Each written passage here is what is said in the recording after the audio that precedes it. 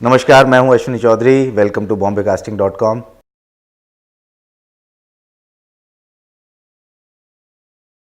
Actors के लिए सबसे इम्पॉर्टेंट ये होता है जब ऑडिशन देने के लिए जाएं, चूँकि एक सीन या एक से ज़्यादा 2 सीन मैक्सिमम ऑडिशन के लिए जब उन्हें दिए जाते हैं, शायद वो उस दुनिया को नहीं समझते होंगे जिस दुनिया से निकाल करके वो एक सीन उन्हें दिया गया है, या जो किरदार उस वक्त वो प्ले करने वाले हैं उस ऑडिशन में, जो एक पेज का एक सीन है। एक्टर के लिए सबसे इम्पॉर्टेंट ये है कि वो कोशिश करके जितना भी लिमिटेड ब्रीफ कास्टिंग डायरेक्टर ने या असिस्टेंट ने उन्हें दिया है, उस लिमिटेड ब्रीफ के बावजूद वो उस दुनिया को समझने की कोशिश करें जिस दुनिया से निकल करके वो किरदार आया है। अपने आसपास की दुनिया को समझें, उसके बाद लाइंस पे काम करें। सबसे इम्पॉर्टेंट ऑडिशन में लाइंस ही होती हैं। कॉन्फिडेंस मुझे लगता है कि जो कास्टिंग डायरेक्टर है या असिस्टेंट डायरेक्टर है उस वक्त जो ऑडिशन ले रहा है, वो उस एक्टर का कॉन्फिडेंस देखना चाहेगा, उसकी कन्विक्शन देखना चाहेगा और उसकी अप्रोच देखना चाहेगा उस कैरेक्टर के प्रति कि वो एक्टर उस कैरेक्टर को कैसे देखता है। जब भी एक कैरेक्टर, देखिए, एक राइटर है जिसने उस सीन को लिखा होगा, एक डायरेक्टर है जिसने कंसीव किया होगा कि वो उस किरदार को उस पर्दे पर कैसे देखता है, उसका अपना एक विजन होगा। लेकिन एक किरदार को देखने के बहुत सारे तरीके हो सकते हैं, बहुत सारी अप्रोचेस हो सकती हैं। सो एज एन एक्टर आप उस कैरेक्टर को कैसे देखते हैं वो बहुत इंपॉर्टेंट है। आपका कन्विक्शन क्या है, आपकी गट फीलिंग क्या है कि इस दुनिया में, इस माहौल में, इस कंटेक्स्ट में ये कैरेक्टर, ये जो आप एज एन एक्टर इस कैरेक्टर को कैसे पोर्ट्रे करने वाले हैं। लेकिन इसमें भी 2 पहलू हैं। सबसे इंपॉर्टेंट पहलू ये है कि जो ब्रीफ आपको दिया गया है, जो कास्टिंग डायरेक्टर ने या असिस्टेंट ने, जिसके लिए आप ऑडिशन कर रहे हैं, आपको उस ब्रीफ पे खरा उतरना है। सो उस ब्रीफ को मद्देनज़र रखते हुए मुझे लगता है उस सीन को आपको परफॉर्म करना चाहिए। जो लिखा हुआ है उसके अलावा भी वो सीन क्या कह रहा है, क्योंकि देखिए आप परफॉर्मर हैं। लाइंस आप अच्छे से याद करके जाएं, वो बहुत इंपॉर्टेंट है, जिससे आपका कॉन्फिडेंस झलकता है, आपका कन्विक्शन उसमें दिखता है। लेकिन उस किरदार को आप और क्या दे सकते हैं जब आप उसे जीवंत करने जा रहे हैं स्क्रीन पे, एज एन एक्टर आप उसमें और क्या डाल सकते हैं, कुछ एडिशनल, कुछ यूएसपी या एक एज क्या आप उस कैरेक्टर को दे सकते हैं अपनी तरफ से। ये आपका अपना इनपुट हो सकता है, जो मुझे लगता है कि दूसरा पहलू है, जो शायद वो एक दूसरा टेक हो सकता है। लेकिन जो सबसे इंपॉर्टेंट है, मुझे लगता है कि जो ब्रीफ आपको दिया गया है, जो कास्टिंग डायरेक्टर के पास डायरेक्टर से आया होगा, पहले उस पर खरा उतरने की कोशिश करें। वो इम्पॉर्टेंट है। लेकिन अगर आप उसमें अपनी तरफ से कुछ दे सकते हैं उस स्क्रिप्ट में, उस किरदार को, तो वो भी ज़रूर दें। वो एक दूसरे टेक की तरह, एक ऑल्टरनेट टेक की तरह वो एक एक्टर को ज़रूर देना चाहिए, ऐसा मेरा मानना है।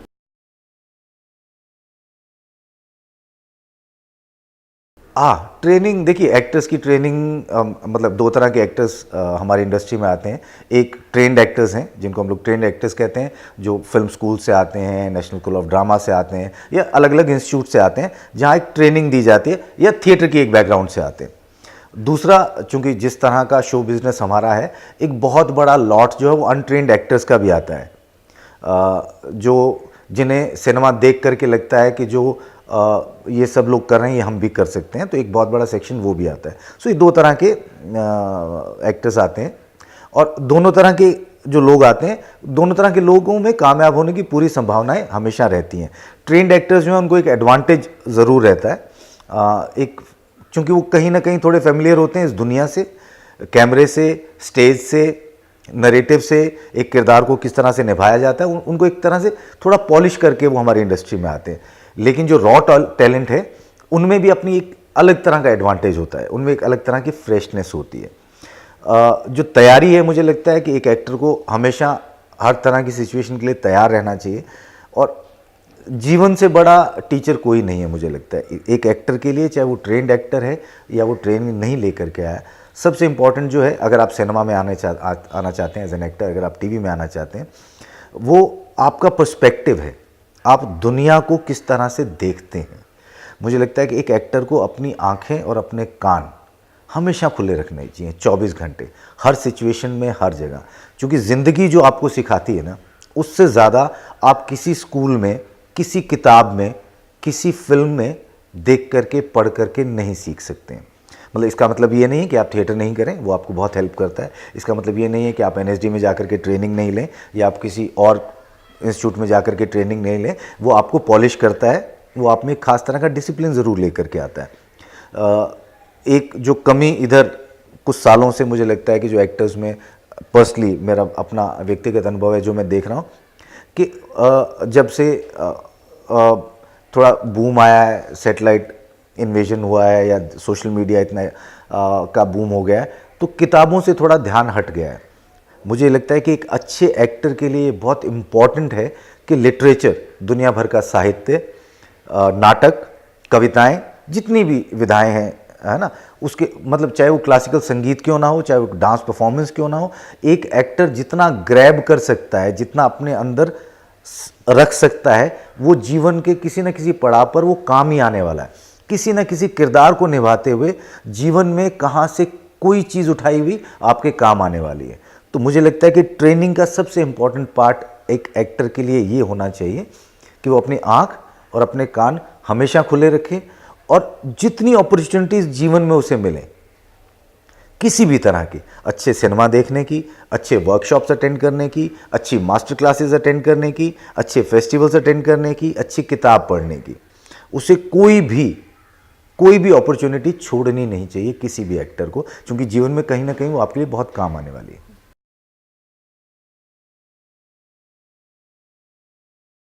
देखिए, मुझे लगता है कि हर डायरेक्टर की अपनी अपनी एक अलग तकनीक होती है एक्टर्स को कास्ट करने की। अभी इंडस्ट्री में पिछले कुछ सालों से कास्टिंग डायरेक्टर्स भी आ गए हैं जो एक्टर्स को स्क्रीन करके डायरेक्टर को दे देते हैं उसके ब्रीफ के हिसाब से, है ना। उनके ऑडिशंस भी किए जाते हैं। अब जब से सोशल मीडिया आ गया है, मतलब जैसे बॉम्बे कास्टिंग जैसी साइट्स भी अब आ गई हैं कि हमारा काम आसान हो गया है कि हम अगर मुझे खास तरह का किरदार चाहिए तो मैं एक साइट पे जाकर के, हो सकता है कि 50 लोगों के ऑडिशंस जो उन्होंने अपनी तरह से किए हैं वो देख करके और मुझे अपना किरदार वहाँ मिल जाए। पर मेरी कोशिश ये रहती है हमेशा कि अगर एक स्क्रिप्ट है और मुझे कास्टिंग की स्टेज पे आ गई है और उसमें 10 ऐसे किरदार हैं जो मैंने कंसीव किए हुए हैं, एज डायरेक्टर मैंने विजुलाइज किए कि मेरा किरदार ऐसा होगा स्क्रीन के ऊपर, मैं पर्सनली जिन भी लोगों को कंसीडर करता हूं उनके लिए मैं उनके साथ बैठ के एक नहीं, एक से ज़्यादा बार मैं पहले एक्टर को जानना चाहता हूं, मैं उसके साथ बात करना चाहता हूं। परफॉर्मेंस से अलग, जो उसमें टैलेंट है उससे अलग, उसको समझना मेरे लिए बहुत ज़रूरी होता है। और बहुत बार तो ऐसा होता है कि बिना ऑडिशन के 2 या 3 बार लंबी बातचीत के बाद मुझे अपना कैरेक्टर, अपना किरदार सामने बैठे एक्टर में दिखने लगता है और मुझे लगता है कि हाँ, ये वो एक्टर है जो मेरी फिल्म में ये रोल करने वाला है। इसके अलावा कुछ चीज़ें होती हैं कि अगर एक कैरेक्टर है, जिस तरह से एज डायरेक्टर मैंने उसको कंसीव किया हुआ है कि मेरी फिल्म में इस तरह से दिखने वाला है, अगर किसी एक्टर का रिजेम्बलेंस फिजिकली कहीं उससे थोड़ा मिलता है, वो एक एडेड एडवांटेज है। उसमें परफॉर्मेंस के लेवल पे जो उसमें टैलेंट है, वो कितना अच्छा एक्टर है, वो भी बहुत इंपॉर्टेंट है। उसका डेडिकेशन, उसका कन्विक्शन, मतलब एक एक्टर जब ऑडिशन देने के लिए जाता है या वो डायरेक्टर से मिलने के लिए जाता है, मुझे लगता है एक एक्टर के लिए एक चीज़ मुझे लगता है नए एक्टर्स जो अब आ रहे हैं ऑडिशंस देने के लिए, सबसे इम्पॉर्टेंट, देखिए कॉन्फिडेंस होना बहुत ज़रूरी है, लेकिन अभी की जो जनरेशन है ना, उनमें एक ओवर कॉन्फिडेंस की भी प्रॉब्लम है कि जब आप एक सीन ऑडिशन के लिए किसी को देते हैं, उन्हें लगता है कि बहुत ही सिंपल सीन है, एक खास तरह का ओवर कॉन्फिडेंस भी होता है जो उन्हें लगता है कि इस सीन में कुछ नहीं, ये तो हम लोग ऐसे करके चले जाएंगे।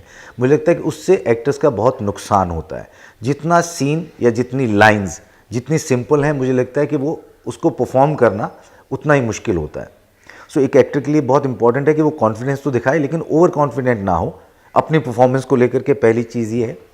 और दूसरा, कास्टिंग डायरेक्टर या असिस्टेंट से जब आप मिलते हैं, परफॉर्मेंस के अलावा आप क्या छोड़ करके जा रहे हैं उसके पास। मुझे लगता है कि देखिए, एक पॉजिटिव वाइब्स एक चीज़ होती है। जब एक एक्टर एक ऑफिस में घुसता है ऑडिशन देने के लिए, और जो आदमी उसका ऑडिशन ले रहा है वो सिर्फ उस कैरेक्टर के लिए उसका ऑडिशन नहीं ले रहा है, क्योंकि देखिए जब आप एक ऑफिस में जाते हैं, उस ऑफिस में उसके बाद भी बहुत सारी फिल्में बनने वाली होंगी, कई सौ किरदार होंगे जिनमें अलग अलग तरह के लोग चाहिए होंगे।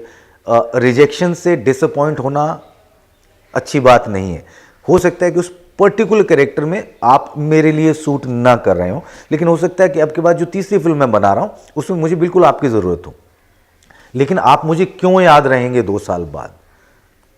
एक एक्टर के लिए बहुत इंपॉर्टेंट है कि वो एक पॉजिटिव वाइब्स छोड़ करके जाए सामने वाले आदमी के लिए, कि मेरे जहन में वो एक्टर रहे, या उस कास्टिंग डायरेक्टर या असिस्टेंट के जहन में वो एक्टर रहे कि 2 साल बाद जब मैं अपनी फिल्म की कास्टिंग कर रहा हूँ, अपनी एड की कास्टिंग कर रहा हूँ, अपनी सीरियल की कास्टिंग कर रहा हूँ, और मुझे एक वैसा एक्टर चाहिए, तो मुझे 2 साल पुराना एक्टर याद आ जाए और मैं कहूँ कि उसको बुलाएं।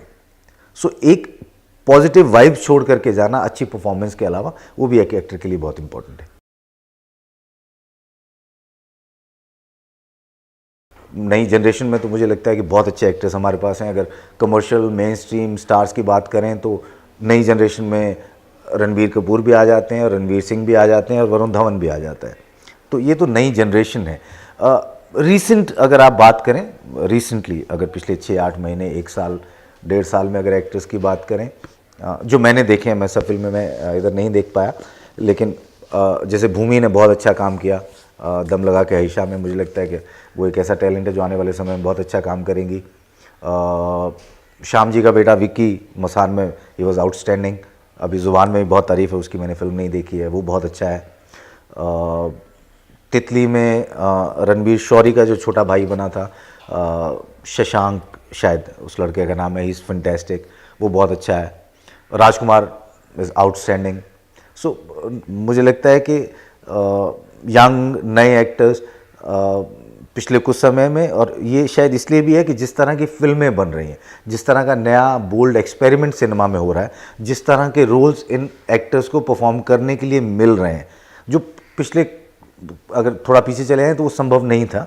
सो चैलेंजिंग रोल्स भी मिल रहे हैं। जो नई जनरेशन आ रही है, जो यंगर एक्टर्स आ रहे हैं, इनको अपना पोटेंशियल दिखाने के लिए एक वो प्लेटफॉर्म भी पिछले कुछ समय से मिल रहा है, और इसलिए कुछ नए बहुत अच्छे परफॉर्मर्स पिछले कुछ समय में देखने को मिले।